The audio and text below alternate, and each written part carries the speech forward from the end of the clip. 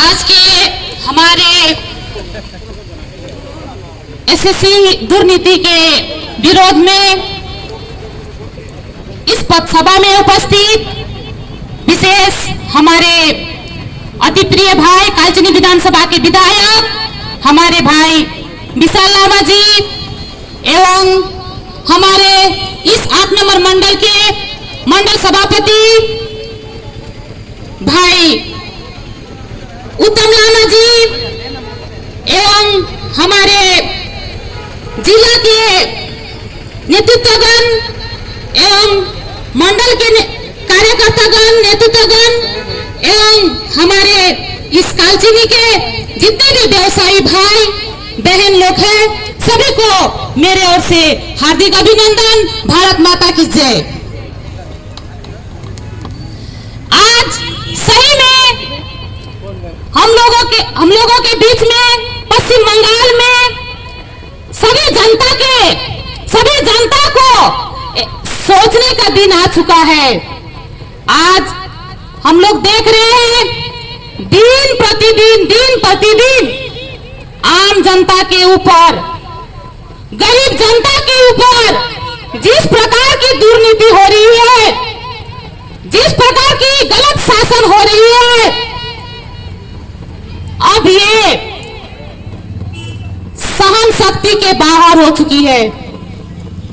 क्योंकि आज हम जानते हैं कि हमारे युवा भाई और बच्चों को इस देश के लिए जो सोचते हैं कि हमारे देश के भविष्य है, लेकिन सबसे बड़ी दुख की बात है कि आज इन युवा पीढ़ियों के ऊपर में इतनी बड़ी दुर्नीति हो रही है।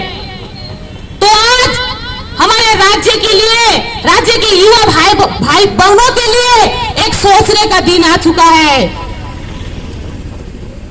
बहुत दिनों के बाद में हमारे राज्य में 1000 सीटें निकाली गई थी एसएससी एग्जाम के द्वारा, लेकिन उसमें भी भारी से भारी दुर्नीति। आज हमारे गांव घर के जितने भी गरीब माँ पिताजी लोग हैं, उन लोगों ने कितनी दुख तकलीफ से बच्चों को पढ़ाया लिखाया। आज जब एक नौकरी की सवाल आती है तो वहां पर लाखों रुपयों का सौदा किया जाता है, लाखों रुपयों का सौदा किया जाता है। आज हमारे गरीब माँ पिताजी पढ़ाने में इतने पैसा खर्च कर चुके हैं कि उनके पास पैसा नहीं है। हमारे बच्चे इतनी मेहनत से पढ़ते हैं, इतनी जो मेहनत करते हैं, उनको आज पश्चिम बंगाल की सरकार की इस दुर्नीति से उन्हें एक उदासीनता की सामना करना पड़ रहा है। सबसे बड़ी दुख की बात है कि दुर्नीति तो हम सभी क्षेत्र में देख चुके थे, लेकिन आज शिक्षा के क्षेत्र में दुर्नीति ये बहुत बड़ी दुख की बात है। आज नौकरी एक बाजार में बिकता हुआ दिखाई दे रहा है। मेरा बोलना है सभी सही में नौकरी एक बिकाऊ का चीज है। इतना मेहनत करने के बाद भी यदि हमारे भाइयों को बहनों को नौकरी खरीदनी पड़ती है तो आप खरीदिए, लेकिन आप स्कूल को बंद कीजिए। पढ़ने की जरूरत नहीं है, क्योंकि आज गरीब जनता के ऊपर खिलवाड़ हो रही है। आप सीधी जो भी नौकरियां आप निकालते हैं पश्चिम बंगाल में, उसको आप आपके नेतागण के हाथ में दे के बाजार में बैठा दीजिए। जो जितना पैसा देगा वो खरीद लेगा। लेकिन आज स्कूल चलाते हुए बच्चों के इतने कठिन मेहनत के बाद, गरीब जनता के कठिन मेहनत के बाद बच्चों के लिए एक सपना सजाया जाता है, बच्चे भी एक सपने सजाए जाते हैं, लेकिन जब हम देखते हैं कि बच्चों की इस सफलता के पीछे उन्हें असफलता दिखाई देती है। तो आज इस दुर्नीति के खिलाफ भारतीय जनता पार्टी गणतांत्रिक पद्धति से लड़ रही है और लड़ेगी। आज पश्चिम बंगाल की सरकार इतनी गंदी गंदी दुर्नीति कर रही है, शर्म की बात।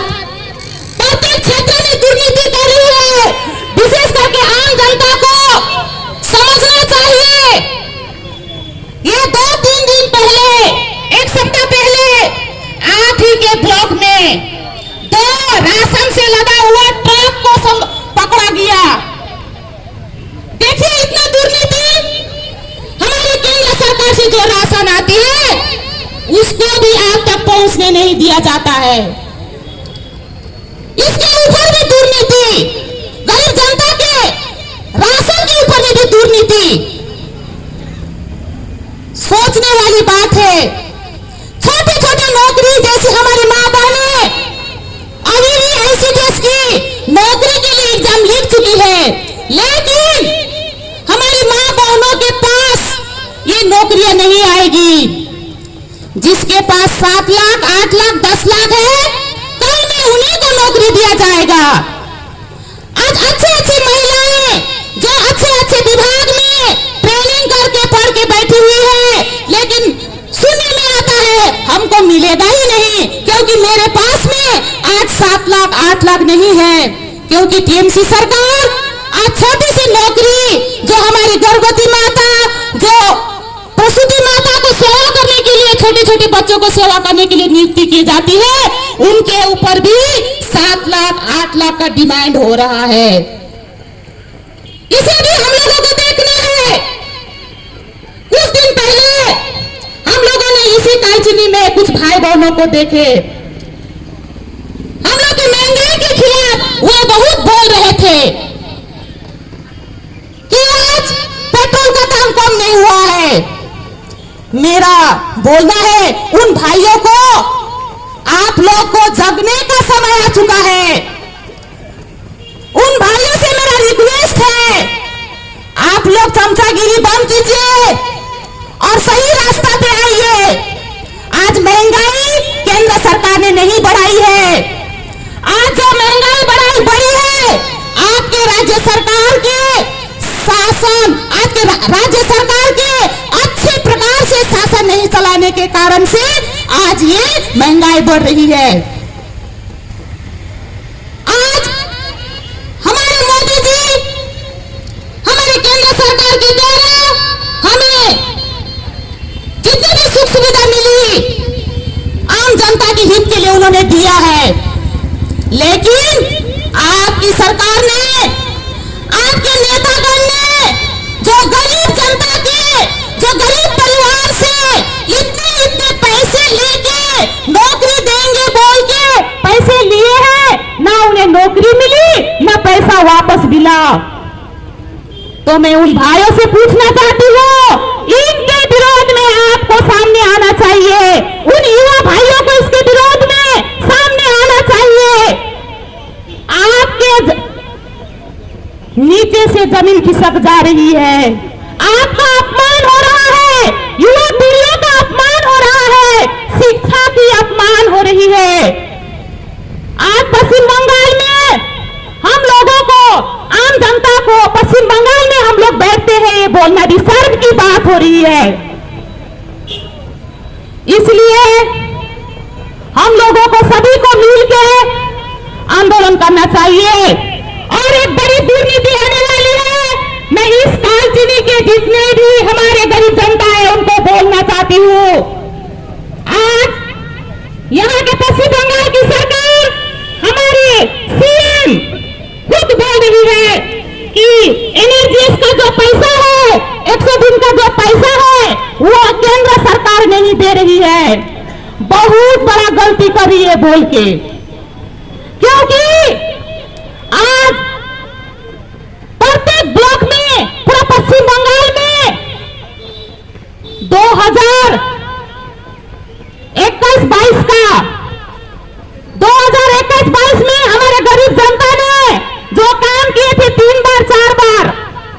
पैसा अभी तक नहीं दिया है पश्चिम बंगाल सरकार ने।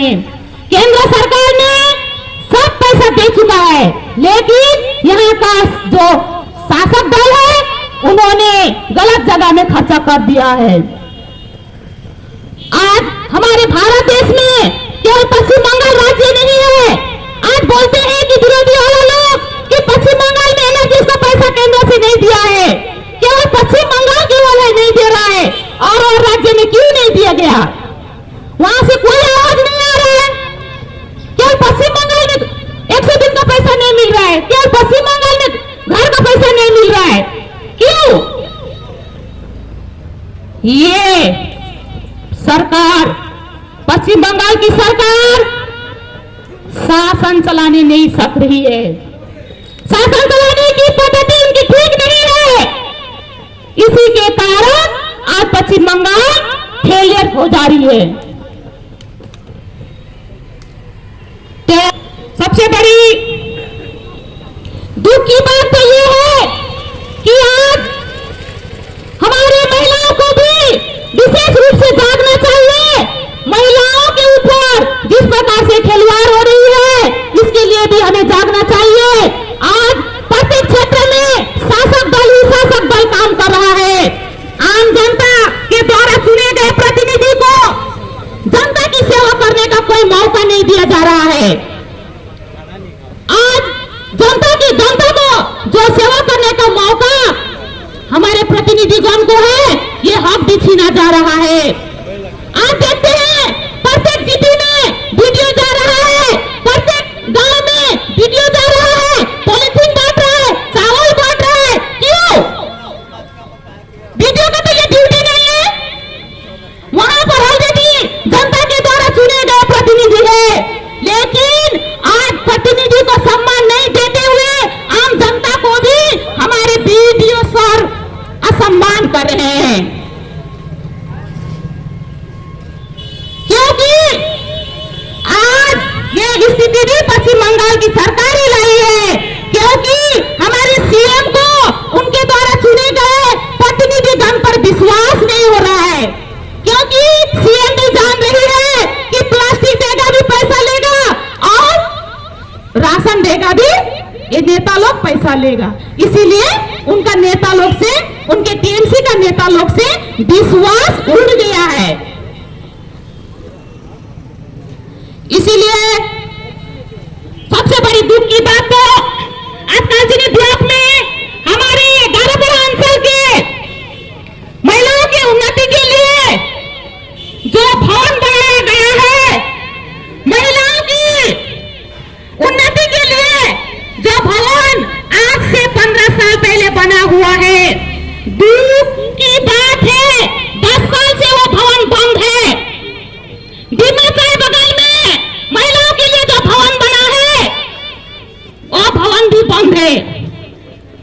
यहाँ पर भी दुर्नीति हो रही है। इस भवन में भी आज महिला सबसे बड़ा उन्नति का एक माध्यम महिला होती है, लेकिन ये भवन में आज 10 साल से बंद है।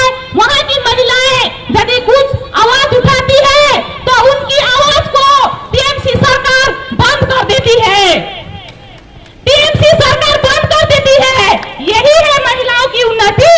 आज शर्म की बात है कि गारोबड़ा अंचल में प्रधान महिला, हमारे कालचिनी ब्लॉक समिति ऑफिस में सभापति महिला, हमारे सीएम महिला, सभी तरफ महिला होने के बावजूद भी आज महिला का ऑफिस 10 सालों से बंद है। इससे बड़ी खुशी की बात क्या हो सकती है पश्चिम बंगाल में? आज गारोबड़ा अंचल में तो भवन बंद है, उसके भवन के बारे में लाखों रुपया की डीलिंग हो रही है कि महिलाओं को इस प्रशिक्षण दिया जा रहा है, वो प्रशिक्षण दिया जा रहा है, बोल के खाता में केवल लिखा जा रहा है और लाखों रुपया का घोटाला हो रहा है। इसके विरोध में भी मैं बोलना चाहती हूँ हमारे गारोबड़ा अंचल के प्रधान और हमारे सभाधिपति हमारे सभापति कार्यकारिणी समिति ऑफिस के हमारे दीदी को आप इस विषय में देखिए और महिलाओं के ऊपर में जो अत्याचार हो रहा है उसके विरोध में उसको सही दिशा दिखाने में आपका पावर को यूज कीजिए। आपका पावर कोई और यूज कर रहा है। तो मैं ज्यादा कुछ नहीं बोलूंगी। आने वाला दिन में मैं सभी कालचिनी विधानसभा के जितने भी हमारे भाई बहन लोग हैं उन लोगों से अनुरोध करूंगी, इस प्रकार की दुर्नीति आने वाले दिन में टीएमसी सरकार की ओर से बहुत होने वाली है। इसके विरोध में भारतीय जनता पार्टी गणतांत्रिक पद्धति से लड़ते आ रही है और लड़ेगी। तो मैं इतना ही बोल के मेरा वक्तव्य को यही अंत करती हूँ। सभी को धन्यवाद। भारत माता की जय।